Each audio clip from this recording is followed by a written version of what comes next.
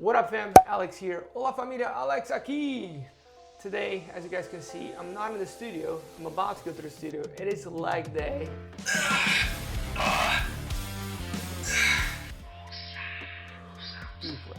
Leg day. Most wanted, most waited, and actually my favorite. Even though all jokes aside, all the nicknames growing up and all, I do have chicken legs. I do, it's fine. It became my favorite later on after I had a back problem actually, and then I had to dive in a little bit more and know my limitations and what I had to do and improve to be able to avoid having back pains. We only discussing the quads on the anterior chain, so we're gonna ignore some of the other muscles, and we're only talking about the hamstring muscles on the posterior chain, so we're gonna be avoiding glutes and other muscles as well. Let's jump in straight into it. Be ready for a lot of names that's gonna be hard for me to say with my Brazilian accent, so feel free to laugh with me, and if you don't understand, it's fine. Just leave a comment below and I'll try to explain what I was trying to say, or I'll just spell it for you guys as we go along. Okay, cool. Let's start with the strongest one in the human body, the quadriceps femoris. It has 4 heads, as the name says. Quad, I'll put it up here for you guys to see it. It's also known as the only extensor of the knee joint, and one of its head also assists on the flexion of the hip joint. And we're starting with it. Here goes. First funny name, rectus femoris. Let's go over where these muscles originate and where they insert themselves. Rectus femoris. 2 oranges, no oranges, oranges. It sounds the same to me, honestly. So not the fruit, but where it's originated. The anterior inferior iliac spine of the pelvis and the upper margin of the acetabulum.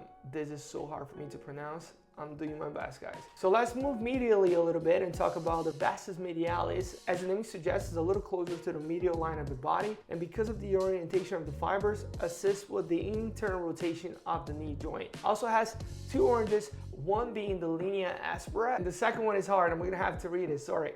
Intertrochanteric line of the femur. Ooh. That name is crazy. So when it comes to the insertion, mostly it connects and merges to the quadricep tendon. There's a second part that bypasses the patella medially and inserts at the medial condyle of the tibia. Okay, here we go. Another one is gonna be hard for me to say. Bear with me. Vastus lateralis. Vastus lateralis. Dude, this is so hard. Lateralis. Lateralis.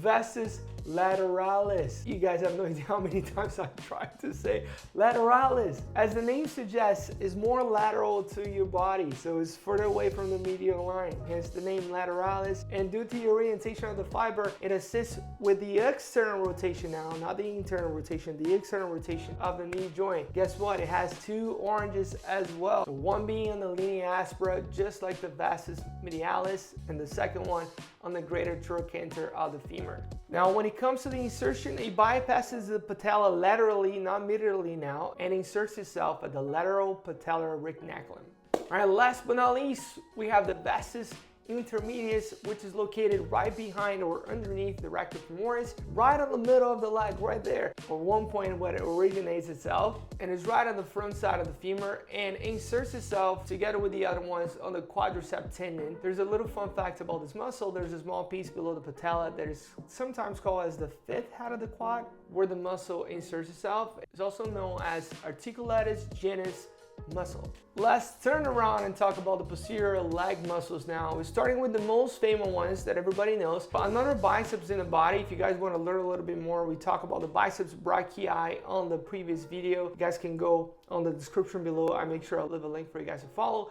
The biceps femoris now on your legs, big muscle as well, super strong muscle, has 2 heads, as the name says. The long head originates on the ischiotubulosity, and the short head originates on the lateral lip of the linea aspera. And the insertion of the biceps femoris is on the head of the fibula. Its functions are the flexion of the leg, the external rotation of the leg, and the long head assists on the extension of the thigh. All right, let's move on to the semitendinosus. The orange is the same, it's the ischiotubulosity, and the insertion is on the tibio-tuberosity. So the functionality is pretty simple to the rectus femoris. It does the flexion of the leg the internal rotation now of the leg, not the external rotation, and also ciliates on the extension of the thigh. Deeper muscle now behind the semitendinosus, we have the semimembranosus. The origin of the muscle is the ischiotiberiosity, inserts itself on the medial condyle of the tibia. Now, its function are the flexion of the leg, the internal rotation of the leg, and the extension of the thigh as well. So as I said, those are the muscles that we're gonna be covering today. Of course, during the workout, more muscles are gonna be oscillating, sometimes even being the primary muscle of the action of the exercise that we're gonna be doing. But I wanna go ahead and show you guys the workouts that I'm doing for leg. Leg is my favorite day. Even though if you meet me in person, you say, there's no way, Alex, your legs are too skinny. It is true, but it's also a fact that became my favorite day. So let's jump into the warm up, guys. Follow me. Let's go down to the studio and kill this leg day. I'm excited to show it to you. Okay, so from the office to the studio, we're gonna go straight into the warm-ups. We're starting with some hip openers, squat hold on the bottom, some T-spine rotation too. Just getting ready for all the exercises we're gonna be doing on our amazing and most wanted and weighted leg day. So let's jump straight into it. Hip openers, as I said, we're starting in the plank position. One foot as far forward as I can, close to my right hand if I'm starting with my right foot, and then back and reverse the same thing, do it with the left. We got 20 reps for this one. Knee goes to the ground now. I'm starting with some T-spine rotation. So try to drive my hip as far forward as I can and really turn, opening up all the way to the ceiling and then back and internally rotate. And we're just doing 5 on each side. And switch. That was a nice crack. This is one of the warm-ups that had helped me a lot, not just like sustaining a better bottom position, but allowing me to go a little deeper and help me a lot with my ankle mobility too. What I like to do is I go side to side a little, so I try to stay as far to my right as I can and then back as far to my left as I can, and just keeping my back as straight as possible. So really open up your chest, stay tall, and bring your glutes to the ground.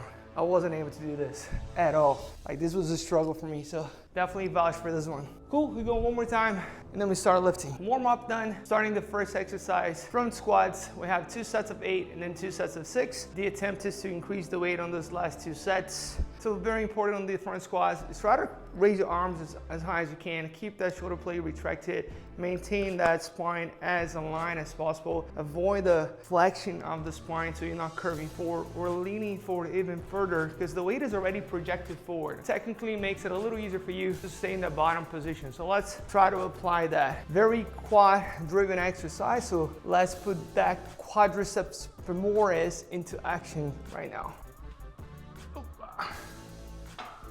Very light, but I have to be cautious.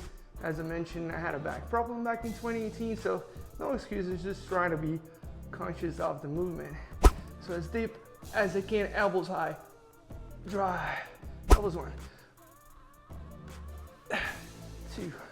My motivation and inspiration for leg day. Just gotta play Dragon Ball on the TV, that's it. It's one of my favorite sagas, actually. Gohan, an 11-year-old fighter. He was one of the strongest at the time. Oops, no more senzu beans. I need a senzu bean right now. Okay, set number 3, folks.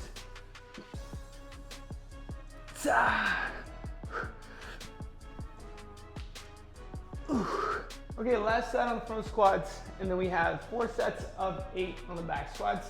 Gonna try to keep the same way for all sets. Of course, if it feels like it's a little lighter, which I doubt, I'll try to increase, but let's keep pushing. Okay. Whoo, success. Legs really take everything out of me.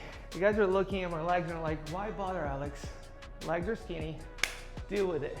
That's the reason why I actually bother, because they are skinny, and I want to keep working them out. I want to keep pushing. It is my favorite day. I feel like I give everything I got all the time. It almost feels like a full body workout. The amount of concentration it takes for me like to brace my core, really make sure I'm engaging my glutes and stabilizing my lower back so I don't feel any like instability. It's insane. I'm like, focus, focus, focus, but I love it. All right, back squats, 4 sets of 8.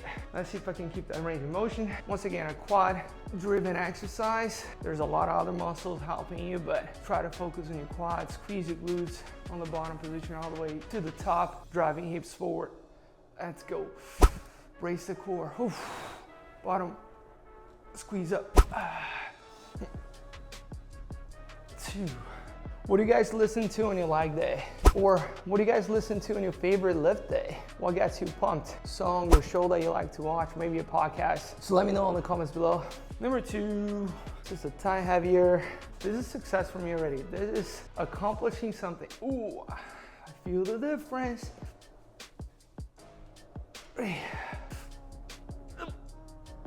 Oh man, my legs are literally wobbly, and I'm only on set number 6.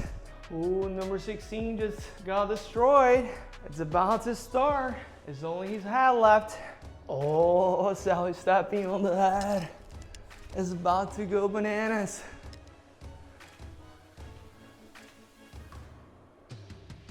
Ooh. Oh, the level of disrespect. No.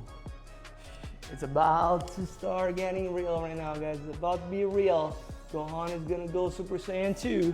So I must do the same. It'd be awesome just leveling up. Before every set and just you get blonde.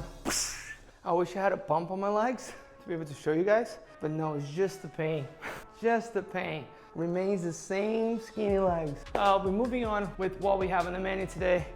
Stiff leg deadlifts. We have 8 reps on the first and second set, and then we have 6 on the third set. We're gonna attempt 6 again, or maybe 4 on the last one, given I'm gonna be increasing the weight a little bit. So we're shifting our focus from our quads now to our hamstrings. Hip focus exercise, hinging, thrusting from our hips forward, so squeeze your glutes, focus on the hamstrings, all the muscles that we discussed before on the beginning of the video. So your semi-member noses, your semi-tendinosus, your biceps femoris. So let's try to engage and create mind connectivity on those muscles right now, okay? Bracing the core, cautious with your lower back, especially me.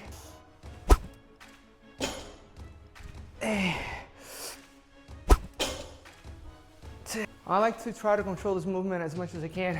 Don't like speed through it. Try to slow it down on the bottom.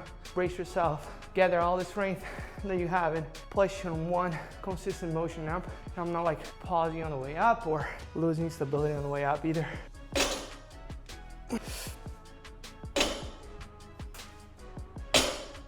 Hey!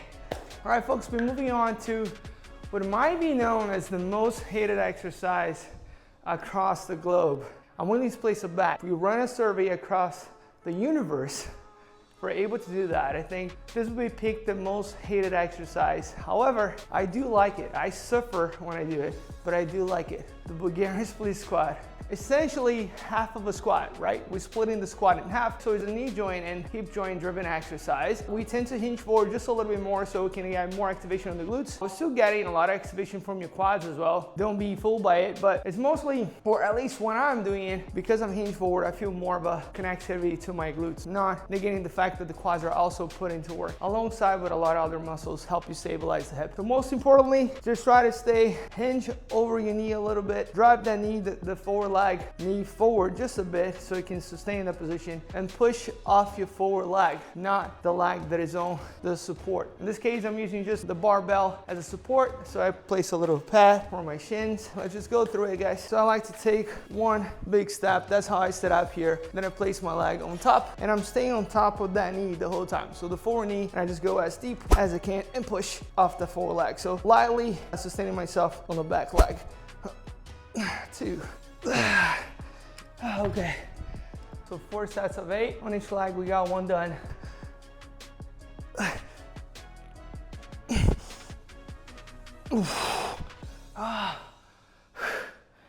Gosh.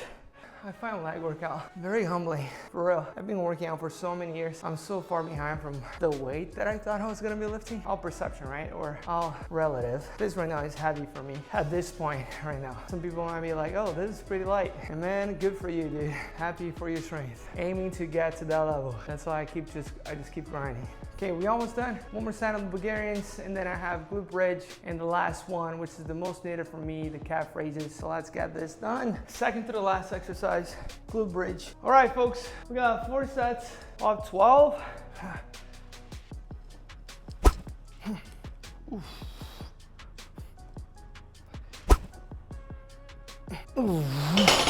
Oh, dude, that hurts. What a blessing. A blessing to be able to do leg day. So here's why I don't take leg day for granted.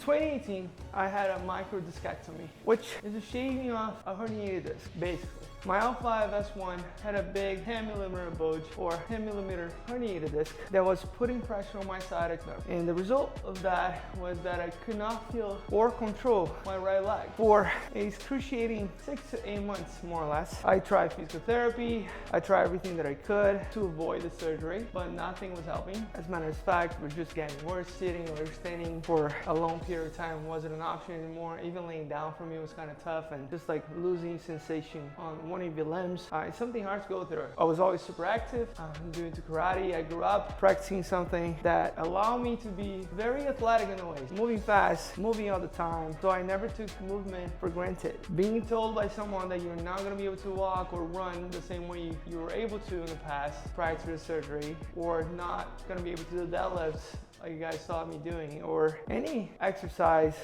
that would infringe a lot of weight on my lower back or put my lower back in a position that further causing or possibly causing stress on the lower back, I wasn't gonna be allowed to do it. And I remember the doctor saying, hey, you're not gonna be able to run the same and things are gonna be a little different, so just be mindful of that. And that never sat well with me. And 3 months after the surgery, I ran my fastest 5K of my whole life. This is 2018, so at this time I am what? Let's do some math.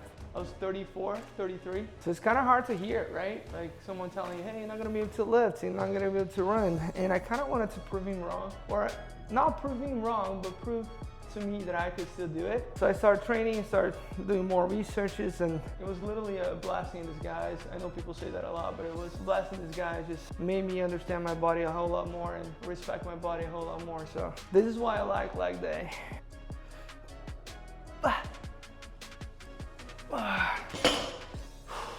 And I know I have a lot to improve still. Don't let anyone tell you that you cannot do something, not even yourself.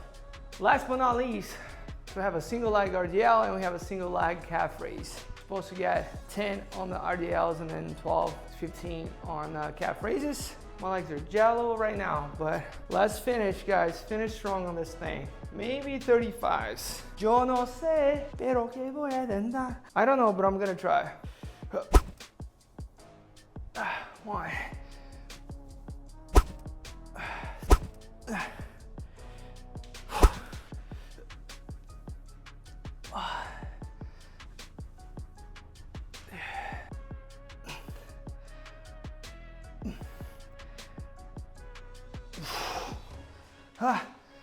We almost done, guys. And that was a wrap, guys. Be sure I'm gonna be filming this workout for the next couple of days. That was leg day. Thank you so much for watching. Leave us a comment, let us know what you thought. Let me know what's your funniest nickname for skinny legs. Don't worry, I won't be offended. I'll laugh, I promise. Share with your friends, share with your family. If you guys have any questions, please just let me know. Família, muito obrigado. Tamo junto. Mais vídeo aí. Valeu. Até a próxima. See you guys on the next one. Bye.